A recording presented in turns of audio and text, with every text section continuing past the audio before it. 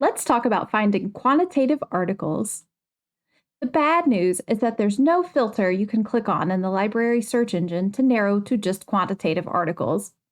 But the good news is that there are two search strategies you can use to help narrow things down. The first strategy is to use additional keywords to let the search engine know that you're interested in quantitative articles. Let's say this is your search string.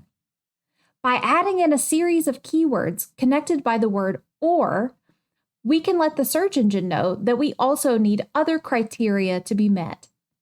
The keywords on your screen are all great options to add to a search to find quantitative articles. Here's what that search might look like in Discovery. Notice that I added my string of or keywords to a second line in Advanced Search. The second strategy is to use the subject filter in Discovery Search. Beneath the full text, peer review, and publication date filters lives another filter, the subject filter. If you open that filter and then click Show More, you can select Subject Tags. Check the boxes beside any of the terms you see that might indicate quantitative research, and then click Update.